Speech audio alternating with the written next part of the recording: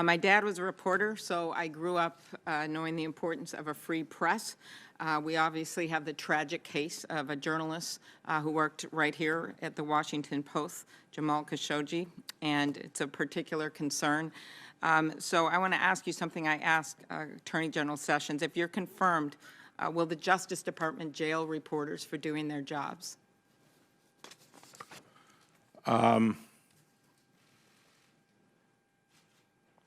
I think that, I know there are guidelines in place, and I can conceive of situations where, as a last resort, and where a news organization has run through a red flag or something like that, knows that they're putting out stuff that will hurt the country. There could be a situation where someone would be held in contempt. That was Minnesota Senator Amy Klobuchar this week grilling William Barr, President Trump's pick to be the new Attorney General. Although it got little attention, it was one of the more revealing moments in the marathon 8-hour-long confirmation hearing for the man Trump has nominated to take over the Justice Department. Cool and supremely self-confident, Barr did much to reassure senators that he won't serve as the president's puppet, pledging that he would not interfere in Special Counsel Robert Mueller's Russia investigation, and memorably proclaiming, "I will not be bullied," as was his predecessor, Jeff Sessions. But as Klobuchar's soft-spoken but skilled questioning showed, Barr remains a hardcore ideological conservative with an expansive view of executive power, views that could, under the right circumstances, cause him to imprison journalists. What did Senator Klobuchar make of his response to that and a host of other questions she and her Democratic colleagues posed, including Barr's refusal to commit to the full public release of Mueller's report? We'll ask Senator Klobuchar herself, just as she seems poised to make a momentous decision to launch her own campaign for president. And we'll discuss what Barr's confirmation could mean for the future of the Russia probe with another key member of the Senate Judiciary Committee, Sheldon Whitehouse. Those are our subjects on this episode of Skullduggery.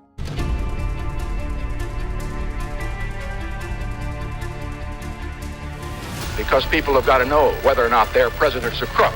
Well, I'm not a crook. I told the American people I did not trade arms for hostage. My heart and my best intentions still tell me that's true, but the facts and the evidence tell me it is not. I did not have sexual relations with that woman. There will be no lies. We will honor the American people with the truth and nothing else.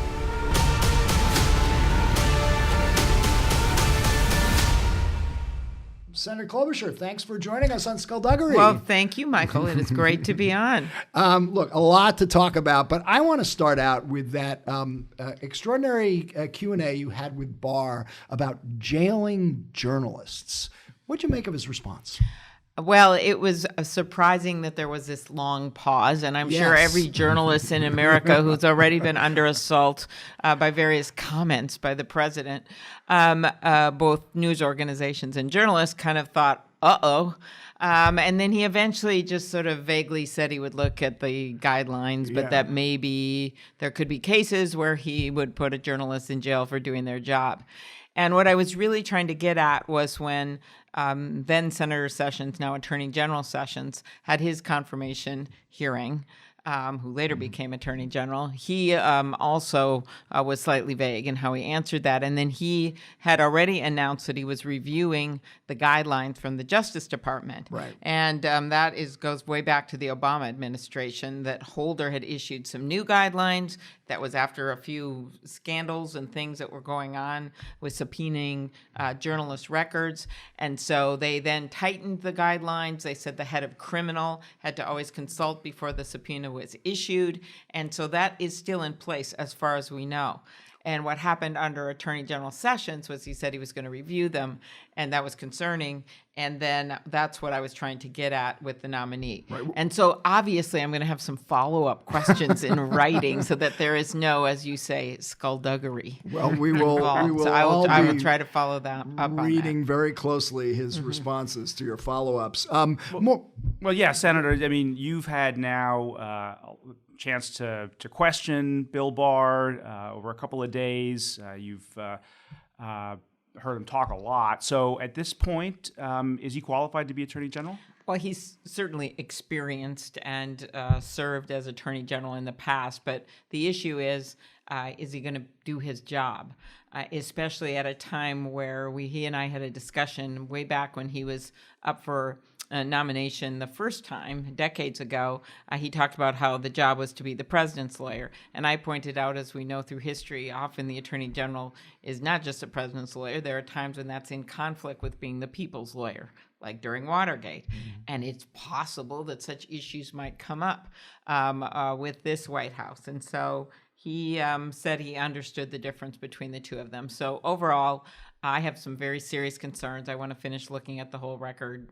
There were a few moments I stepped out, and I always like to prepare my reasons for why I don't support someone or do. But I have some serious concerns based on they wouldn't say he would follow the ethics advice of the career lawyers in the department when it came to recusal regarding the Russia investigation, and also he didn't 100%, not even 80%, commit to making the report public. Well, let me just ask you this, because he has said that he wouldn't be bullied by Trump. He said that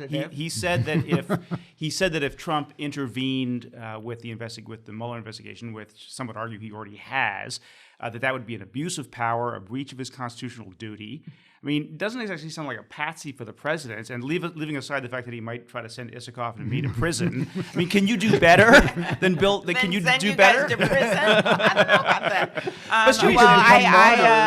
Because otherwise, Matthew Whitaker stays in office, right? Yes, clearly this is a better alternative to Mr. Whitaker, who is a walking, talking conflict and should not be in that job as, and I put quote, acting. And so, but on the other hand, when you look at some of these answers and you look at this cataclysmic time that we're approaching with our Constitution and our democracy, you really want to have someone that full-throated commits to releasing that report. That is the best thing. And I will say there were a lot of good things he said. He has respect for Mueller. He will let the investigation finish. He made noises about releasing the report. But when you really read what he says, there was some equivocation about that.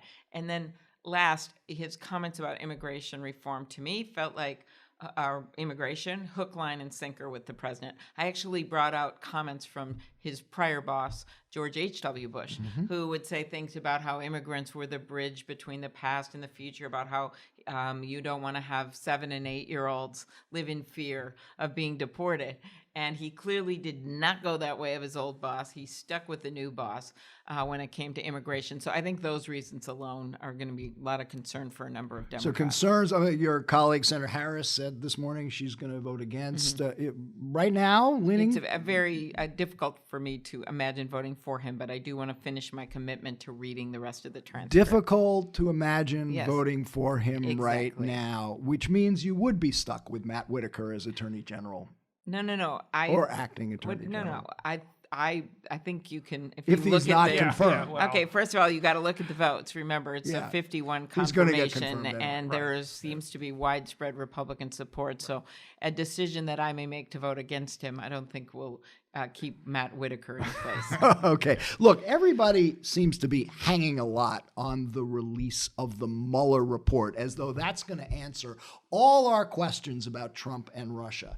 Barr indicated that report may not be so revealing anyway, that it could just be But Barr hasn't seen it, right? Well, Barr shouldn't know anything about what's in that report. But neither has anybody else. So That's I'm just correct. saying it's not at all clear that is going to resolve all the many questions we have, which raises the question, what is Congress's job here? Is it just to sit around waiting for Robert Mueller to complete his investigation and write his report? Or do you have, a constitutional duty to get right at some of the very serious issues about the president and his relations with Russia? Well, I would say both, because you do not want to interfere with Mueller's job, which is to get all the evidence he needs to make decisions. He's already issued 33 indictments. Yeah. And you want to be able to, you don't want to have what happened during, I think it was the Iran-Contra hearings where the congressional hearings interfered with that. So you want to let him do his job. At the same time,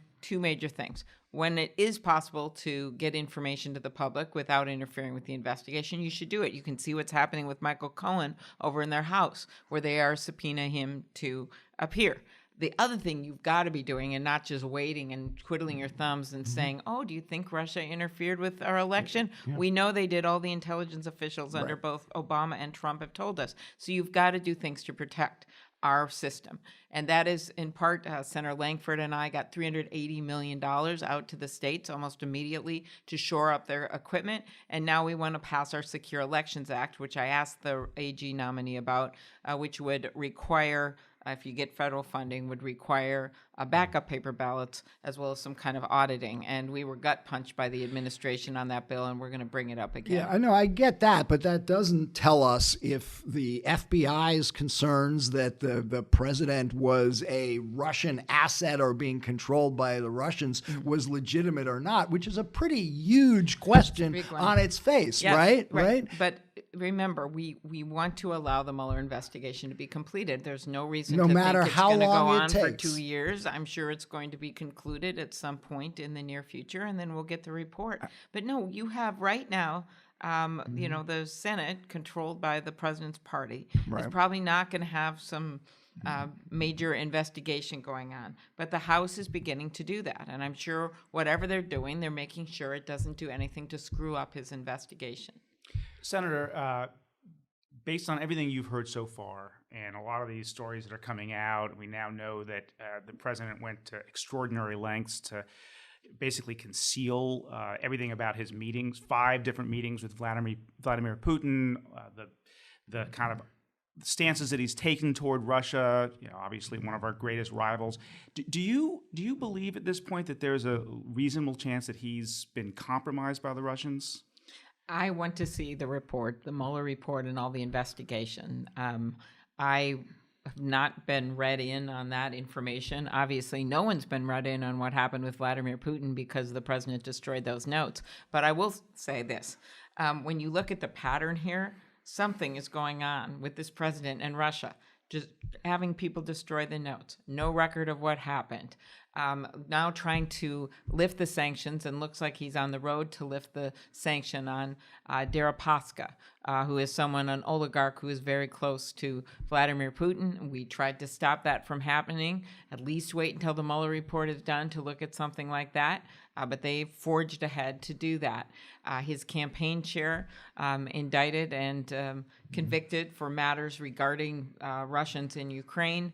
You go right down the road, Papadopoulos, so many people involved in his operation that had connections to Russia, as well as a number of news reports that would indicate there's even more going on. So I think you got to let it come. It is extremely concerning, and then you tie that into what happened with the election, and if in fact has been reported, I haven't seen this information, but polling data being transmitted, information being transmitted, timing of when he made announcements, it just, all of it smells. Is the president a threat to national security? I'll step back from this Russia question because, again, I've answered this on the Mueller factor, but let's look at it more broadly. So I hate governing from chaos. I think it's a very bad idea, and it sends messages to our allies that are the exact opposite that we want to send. Right after the president was elected, I went to Ukraine and the Baltics with Senator McCain, who we miss very much, and Senator Graham, and we did that because we thought we had to send a message that they are friends of America, that we have their backs. And so the chaos of how they run foreign policy by tweet. What happened with the tweet proclaiming and the announcement proclaiming that he was going to withdraw our troops from Syria with no heads up to his own security people, much less the allies such as Israel. That's really bad. Do you think so that creates problems in the world because some of the bad guys think, well, America doesn't have the backs of the Baltics, they don't have the backs of Ukraine, or they're going to, again, he's talking about withdrawing from NATO. So you can make changes, major changes in foreign policy, but at least you have to be smart about how you're doing it. Well, so in that way, I do not think this is good for our national security to conduct foreign policy by Twitter. And of course, we just had these 4 Americans, 2 soldiers, and I guess 2 civilians killed in Syria. Would you draw a line between that chaotic process of announcing the withdrawal and pulling troops out of Syria and those service members being killed? This horrific incident just happened, and my thoughts and prayers are with those families. What a horrible thing to happen.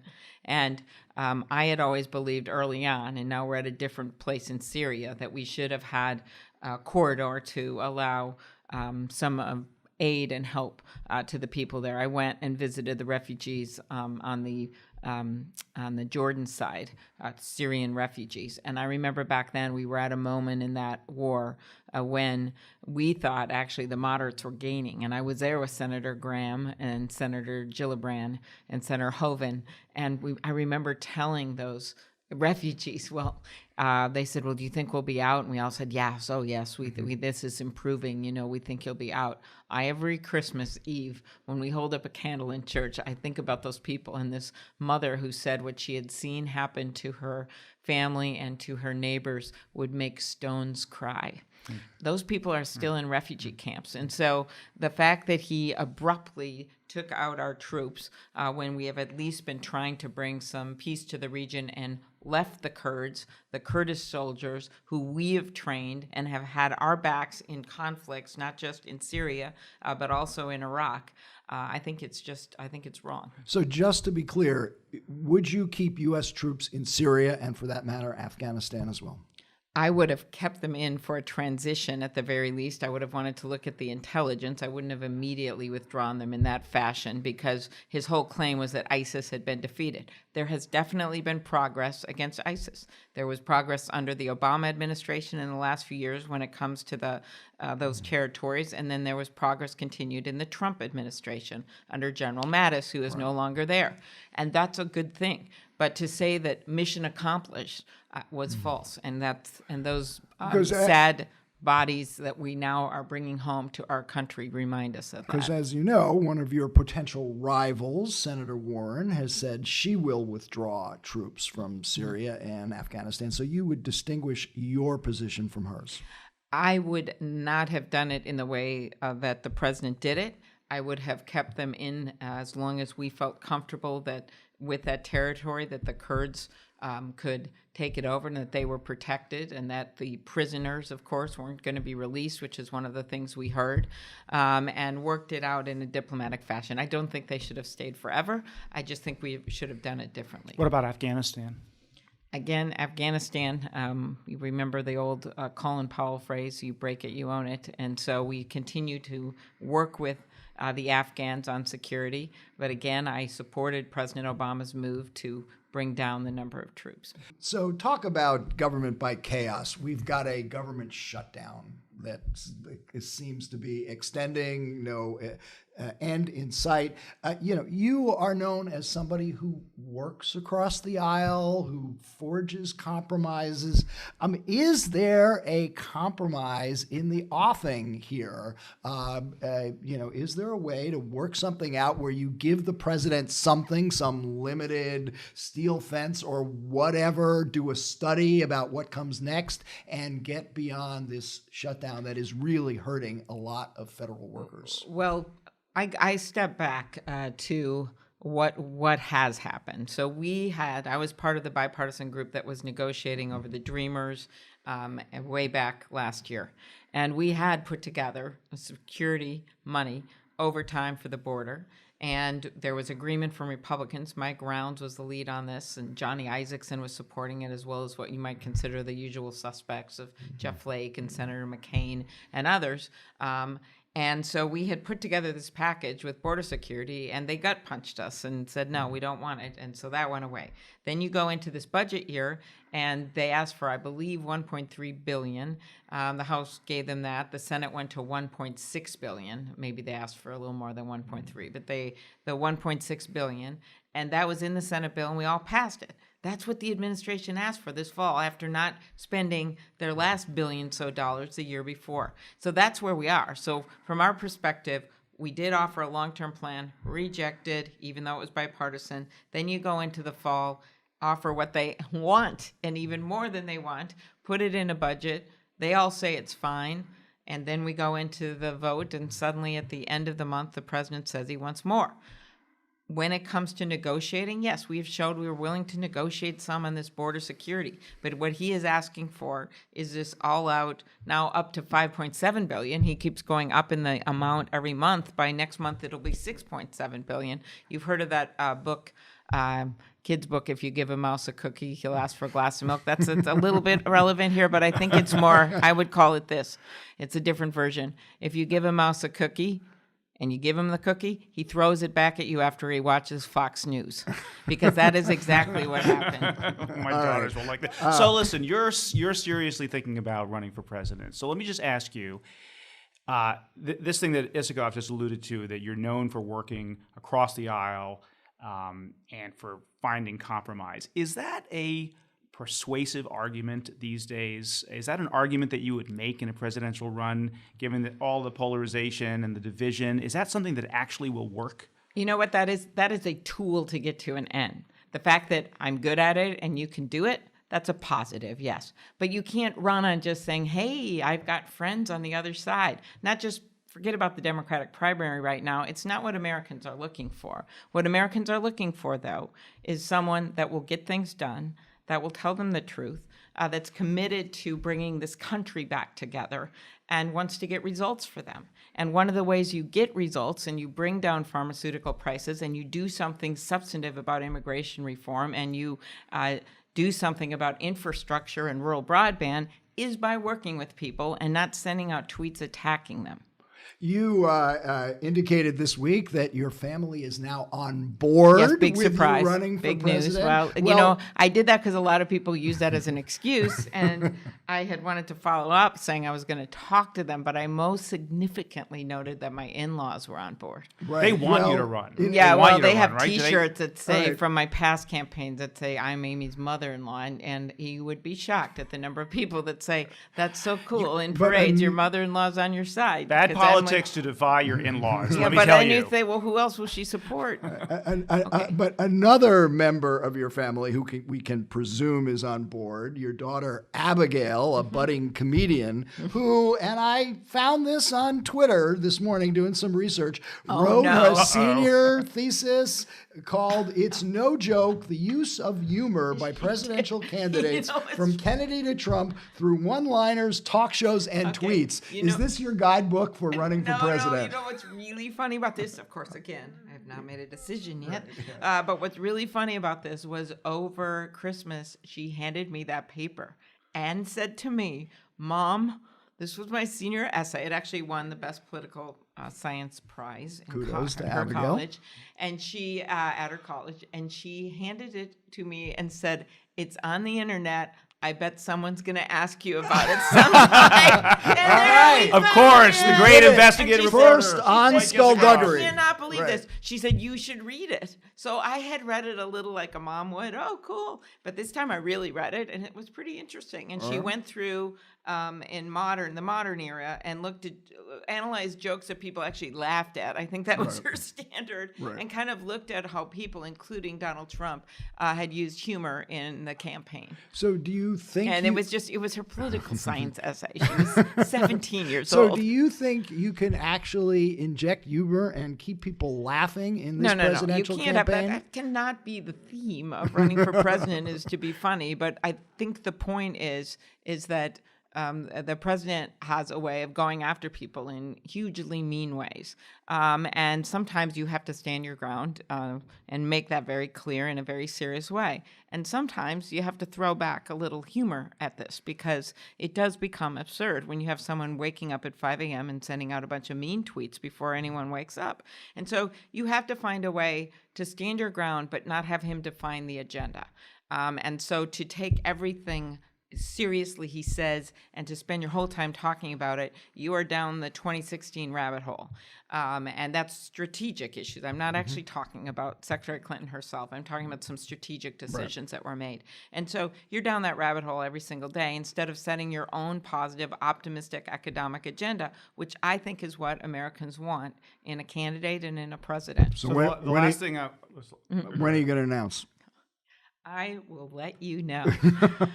Come on, you already got the first interview and our new digs and dirks. So I was going to say, so this is the last thing I'll say is that Right. your colleague, Senator Gillibrand, announced her run for the presidency on The Late Show with Stephen Colbert.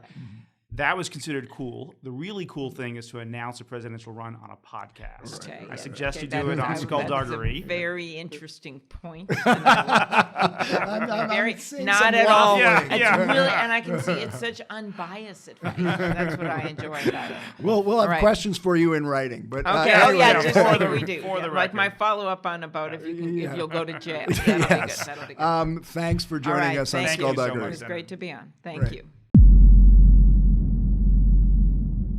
We are now joined by a Senate Democrat who is not running for president, Sheldon. Sheldon Whitehouse. Despite the fact that his name is Whitehouse. Yes. The slogan lends itself. All right. Welcome to Skullduggery. Thank you, Michael. Wonderful to be with you. All right. So we heard Bill Barr testify this week at his confirmation hearing saying that he does not believe that Robert Mueller is conducting a witch hunt and he should be allowed to complete his work. Is that good enough for you? Not quite. I mean, first of all, I thought that Barr came through very well in terms of being kind of like gruffly sincere. And all of his top lines on the investigation were terrific. I know and trust Bob Mueller. He'd never run a witch hunt. We're going to be as transparent as we possibly can be, and I'm not going to interfere. Right. Those are all exactly the right top lines. But then if you push a little bit into what he thinks about executive privilege, which might be a claim that the White House makes to shut the investigation out of public view, or how much of the Mueller report he's willing to say in advance he's willing to disclose, or why it is that the Office of Legal Counsel should be the entity in government that decides whether or not the president gets indicted rather than a court, and that he's kind of effectively taking that off the table. You get below the top lines and into some of the more weedy details, and that's where things get a lot spongier. So he's going to have a lot of questions for the record that he needs to answer more clearly before I'm at all satisfied. There was one significant thing he said early on that when he made the point that if the president interferes in an ongoing investigation in which he has a personal or political stake, that is an abuse of power. It's almost like he's handing Democrats a potential article of impeachment there, depending on Mueller's final findings. He actually, in response to a similar question, added, "It's a crime." Yeah. So that goes pretty far, doesn't it? Yep. He threw pretty hard pitches there, and I thought that was good stuff. Now, if you're being crafty and clever and lawyerly and trying to put your best case out there, but keep your real plans hidden, then yes, it's an abuse of power, and yes, it's a crime, but we can't indict a sitting president. So we're not going to do anything about it. So, even that you can, you just kind of have to see through the whole picture, because I think given the pressures that he's going to be subjected to, and unless and until we got a better sense of who's going to be around him, I mean, what if he keeps this creepy Whitaker character as chief of staff or deputy attorney general? I mean, at that point. Well, just final point on that. Yeah, if you don't confirm him, if you vote against him and you somehow find some Republicans who join you, you're stuck with Whitaker. Exactly. Isn't that an incentive to quickly confirm Bill Barr as attorney general? He's Barr confirmation insurance on two legs. Yeah. Well, so depending on the answers that he gives on the record, for the record, could you be a yes vote for Bill Barr? And what about some of your other Democratic colleagues? I think I could be. I think that, we're at a stage where we desperately need somebody who will truly stand up for the department as an independent institution. And I do think that he gave a lot of very good signals in that regard and his prior experience and his family's engagement with the department as, career AUSAs and all of that, put him in the right definitional category to be somebody who will stand up for the department. So then again, come the real pressures and, Rush Limbaugh's on the airwaves about you and all that other stuff. We've seen strong men fail in front of Trump's pressures before. So I want to ask you about the legal argument about whether a sitting president can be indicted. But you said on CNN just recently that the quote is, "We're certainly in a mode of moving toward indictment and charges of the president." What's your basis for that, and what statute are you referring to? The question had to do with looking at the Mueller investigation from outside and trying to figure out what status that is in. And there's been a little bit of press hysteria about how, the investigation's wrapping up, it's winding down, we're at the tail end of it, which seems to have very little factual foundation to it. And just now, you have Rick Gates asked to have his sentencing extended because he's cooperating 5th, in multiple investigations. Right. And you have this heavily redacted Manafort document, which, as far as I'm concerned, there's a rough correlation between the amount of redaction and the amount of continuing investigation. So I think the signals are that it's continuing. And I was, in that answer, trying to say, where do I think they are in their investigation? And that is, they are past the stage of there being a case here that's worth pursuing. They're deep into investigation and preparing charges and things like that. But from what I can see, they don't have that critical piece of direct evidence that closes the case. They're still working in a large web of circumstantial evidence. So the we in that is putting myself into Mueller's head and trying to think where his investigation is. Given everything we've learned, and especially over the last week, the New York Times story about the counterintelligence investigation that was launched by the FBI, the Washington Post story about the ways in which Trump communicated with Putin with no record whatsoever, even retrieving the interpreter's notes. I mean, is it acceptable at this point to just wait for Mueller? Doesn't Congress have an obligation to step up to the plate here and conduct its own investigation? As far as I can tell, Senate Intel has not held a single public hearing with any fact witness at all, so that all the testimony has been concealed from the public. We don't know what they've gotten. I mean, and if this investigation is going to go on for some time, as you're suggesting, is that okay with you? We'll just wait for Mueller. The argument could be made that you've outsourced your constitutional responsibility to a official in the executive branch who's told you nothing about what he's doing. I think there are some very important baseline questions that we need to answer that should have been answered already. Yeah, we're 2 through years the into exercise this. of proper congressional oversight instead of Republican congressional bend oversight, which to me is not good line, not adequate. Yeah. And just like there are probably a lot of them, but just think of these two as kind of openers. We don't know to what extent this president has ongoing business relationships and transactions with Russian figures or Saudi figures, for that matter. Right. And you saw how squirrely Barr got when I tried to ask him questions. Well, one about of the questions that in the hearing. You asked him, Senator, was, are the president's foreign business interests and entanglements a counterintelligence concern for the FBI? And the answer is, flesh that out for us. What are you specifically talking about? The answer obviously ought to be yes. But setting aside farming ourselves out to, what Mueller should do, Congress should understand what foreign business entanglements the President of the United States has. Period. End of story. Right. That should not be even a debatable proposition. And were the shoe on the other foot, the Republicans and Rush Limbaugh would all have their hair on fire about the Democratic president and whatever nefarious stuff they were up to. So that really ought to be a slam dunk. The other thing that I think is really, really worth exploring and looking into is the extent to which the Republicans, particularly in the House, used their powers of congressional oversight in concert with and even in collusion with the Trump lawyers to cook up stuff to harass and attack the Mueller and related DOJ investigations.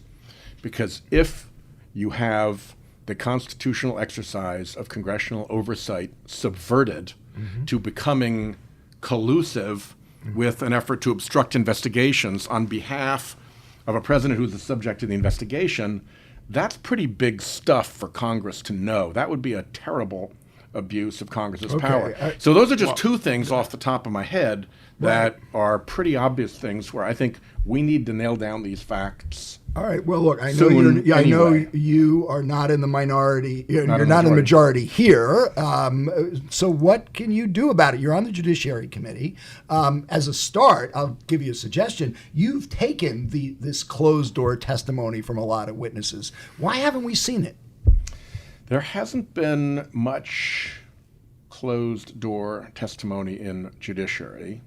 There's been some.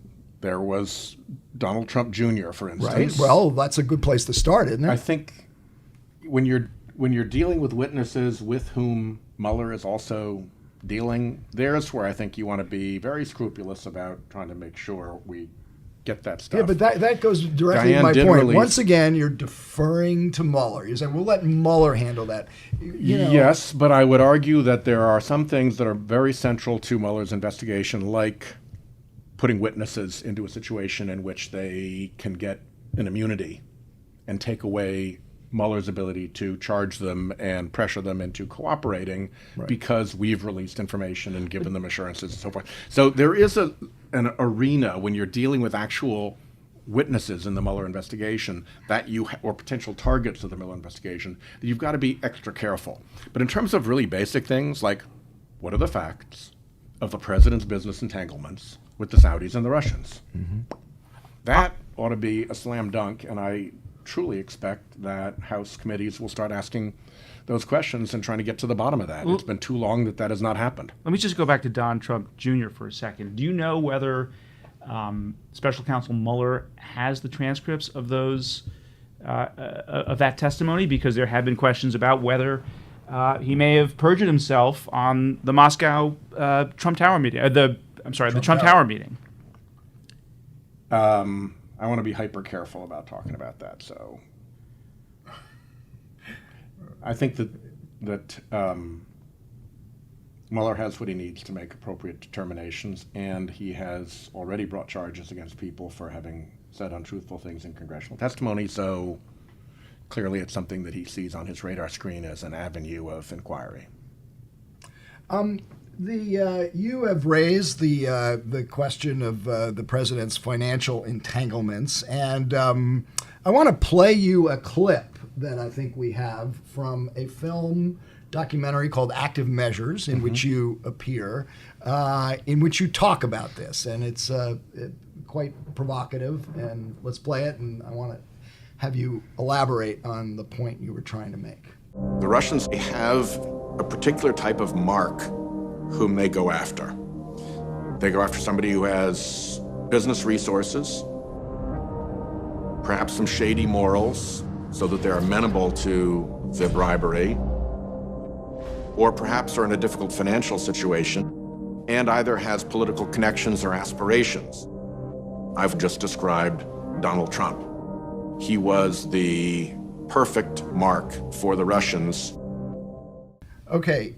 Are you speculating there, or do you have reason to believe the Russians compromised Donald Trump? I do not have any more reason to believe that the Russians compromised Donald Trump than the general American public does from knowing about what the Steele dossier revealed and his pattern of conduct regarding Russia, both in terms of essentially yielding to all of their policy priorities and being highly secretive about leaving any trails of what he's saying directly to Putin. So no, I do not have any outside knowledge. But what we do have, and what this alludes to, is that there are people who have studied Putin and Russia's methodology interfering with other countries, particularly the former Soviet Union countries, and after that through the EU, and then ultimately in the last election across the Atlantic and into the US. And they've developed some pretty good standard practices that you can identify. And CSIS, through their terrific Kremlin Playbook report, and Atlantic Council, through their terrific Kremlin Trojan Horse report, laid out all of this, and we've had hearings with Lindsey Graham in our subcommittee on it. And they do target people who have resources because they want to be able to play with them and give them sweet deals and things like that and hook them in. Shady morals, because obviously people of high moral character will tell them to go pound sand.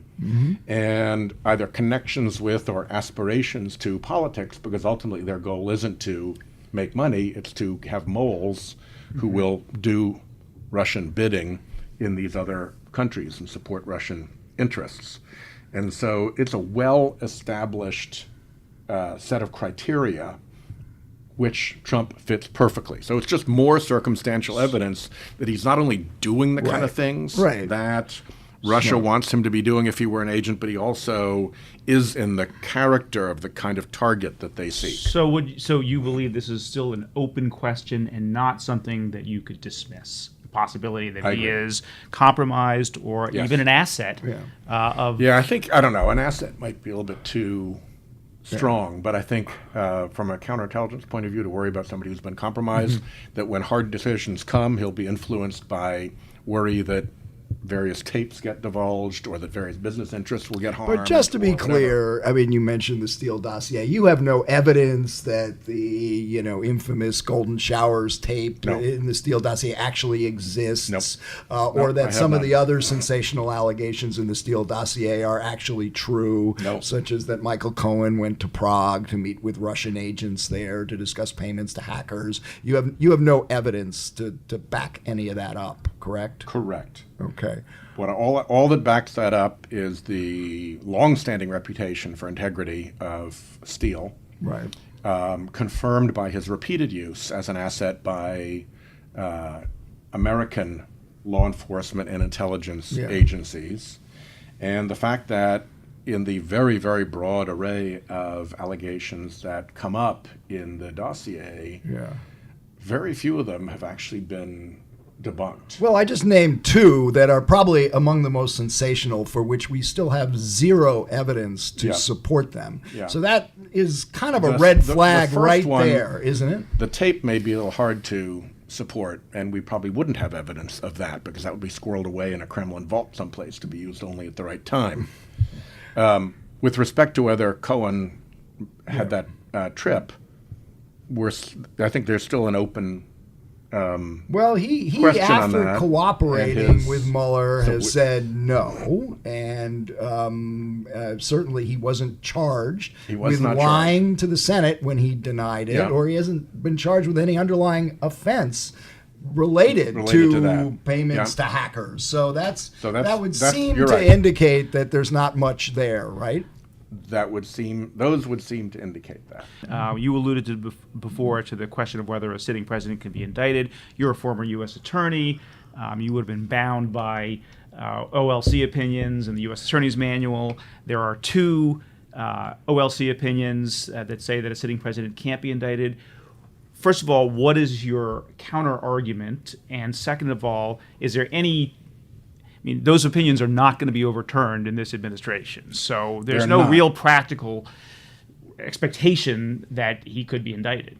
Well, from a practical point of view, you would want to take a look at, for instance, if it came sort of live enough that there was a real question here, whether the United States Senate or the House, which have constitutional roles in an impeachment, and whose roles are defined in part by the presence or absence of an ability by the executive to indict for that conduct, whether that creates sufficient standing that the House or the Senate could ask the court that question and say, look, we will never get an answer to this question if it's left to the Office of Legal Counsel, because it's a self-fulfilling prophecy left to the Office of Legal Counsel.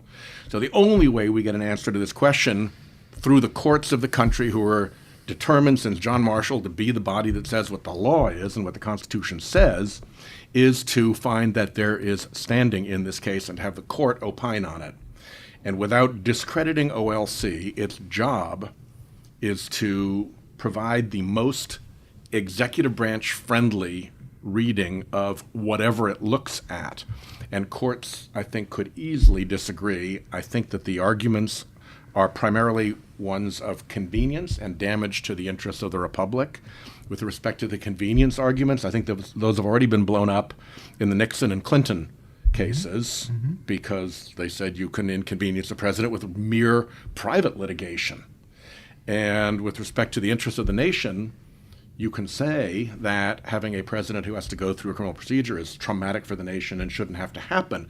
But if you have a president who's committed a crime, you can argue that it's equally traumatic for the nation to have no remedy while there is ongoing criminal activity in the White House, as long as the president's party is willing to defend. So what are you talking about? Actually going to court as the Senate, filing what kind of motion? How do you get standing? What's the case? Well, those are questions that I think we're going to have to look at. What is the triggering moment that might give the House or the Senate standing to take that question? By the way, you alluded before, we got to do this really quickly because we're getting the hook, but you alluded before to the possibility that that House Republicans colluded, I think that was your word, with the White House to potentially obstruct this investigation. Are you alleging a possible crime against your colleagues in the House, your Republican colleagues in the House? Well, whether it amounts to criminal conduct or not, clearly the efforts of the House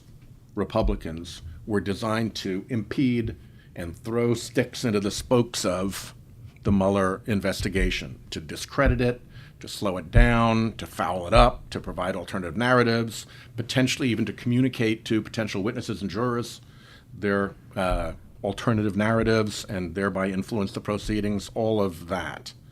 So if that is what they did, the only thing that stops that being a crime is the contact with Trump's lawyers and the corrupt intent.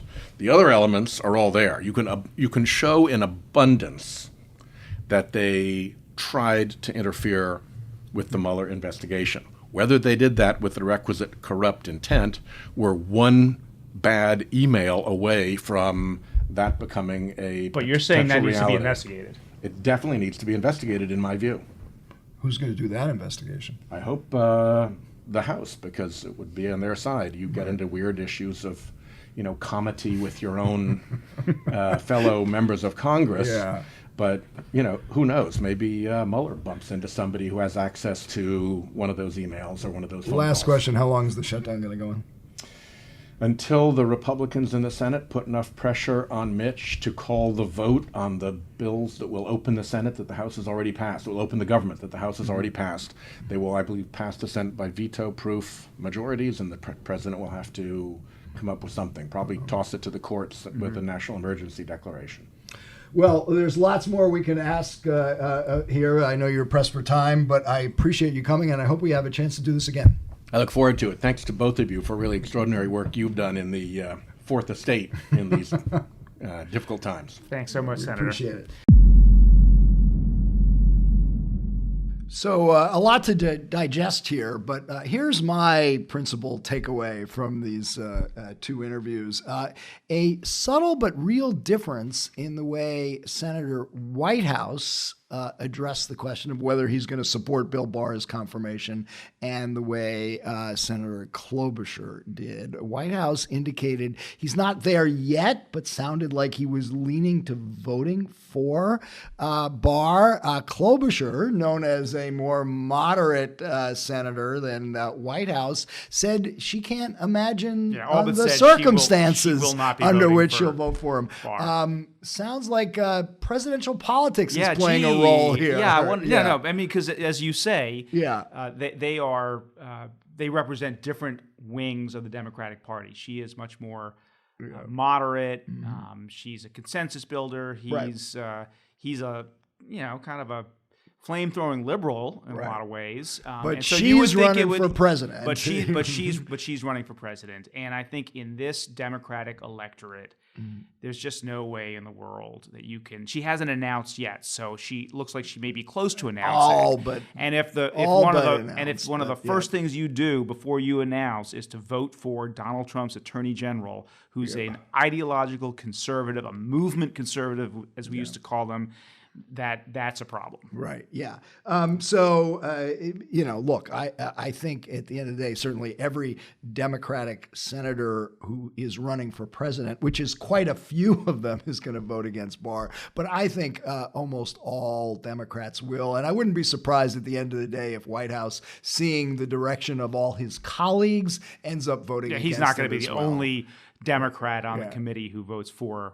Bill Barr. But knowing full well that he's going to get confirmed anyway because the Republicans control the Senate, and they will not be stuck with Matt Whitaker, totally unqualified. It's not a vote that's going to cost them a lot. Right. And yet, Bill Barr is going to be confirmed. Right. There's just no chance in the world that he's going to lose any Republican. But let's talk about some of the substance from the Barr confirmation hearing, because there's so many takeaways. Certainly his refusal to commit to following the advice of Justice Department ethics advisors. I loved his exchange with Senator Harris, in which he was trying to nail him down on what basis would you not follow the advice of Justice Department ethics officers? And Barr said, if I disagreed with it.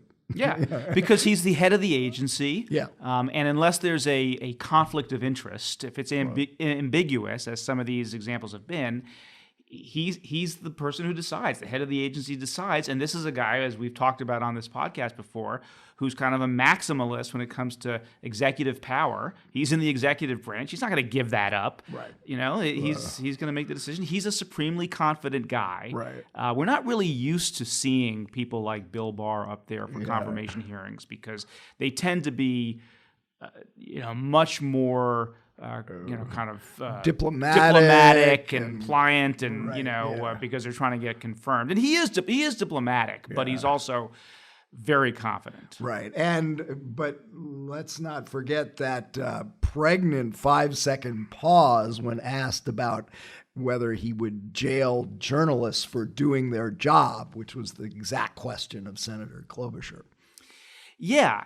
And when I first heard it, I thought, wow, did he stumble here? Because it sounded like he wasn't just talking about, going after, holding a reporter in contempt because they won't turn over their notes that would reveal who their source is. In other words, that they would go after, that the Justice Department would go after the source, the leaker, as opposed to the journalist.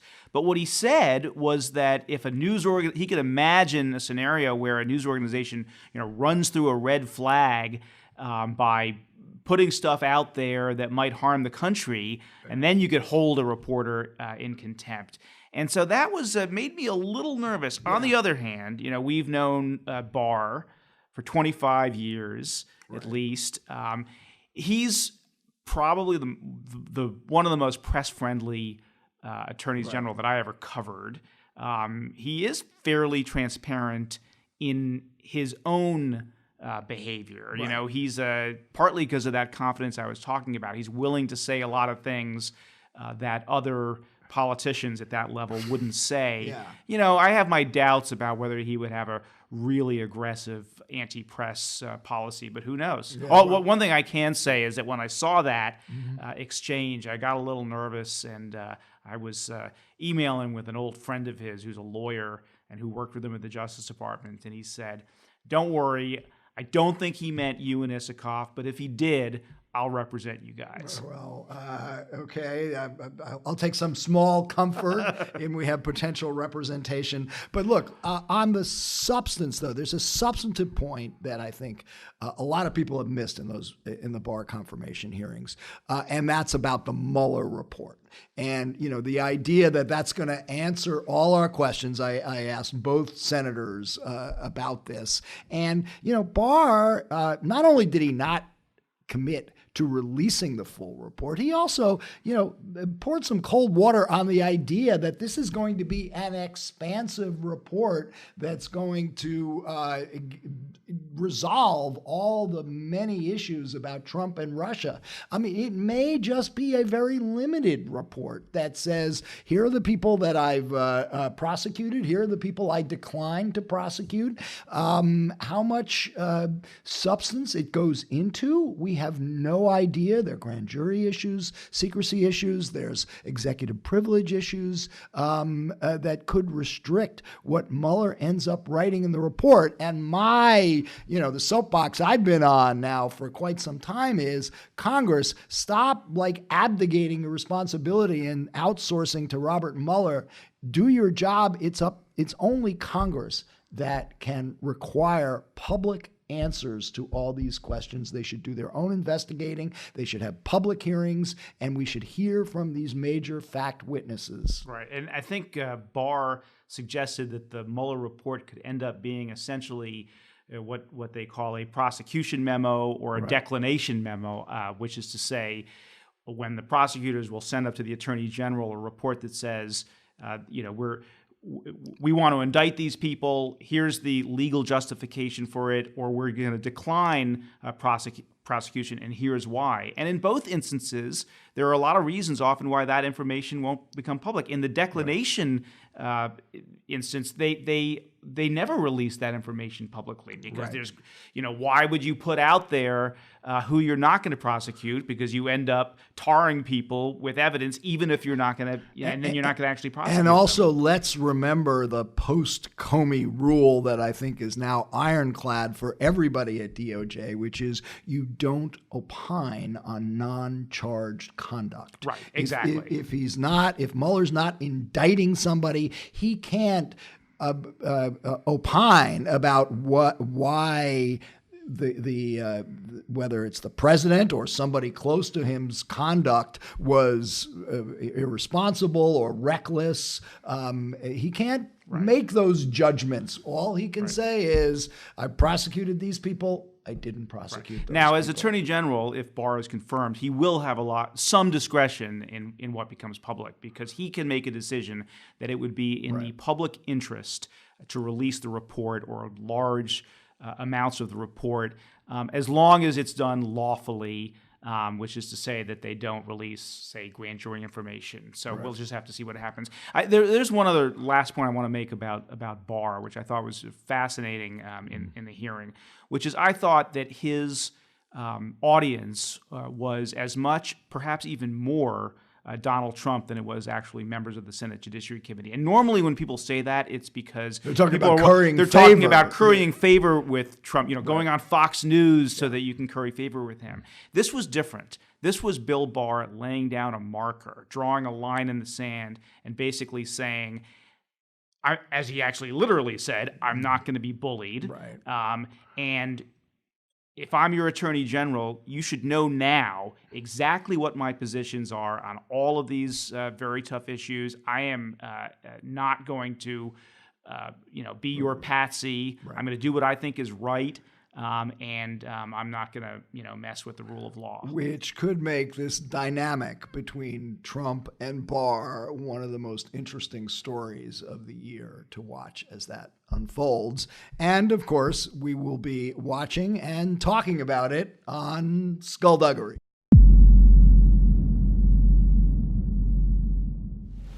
Thanks to Senators Klobuchar and Whitehouse for joining us on this episode of Skullduggery.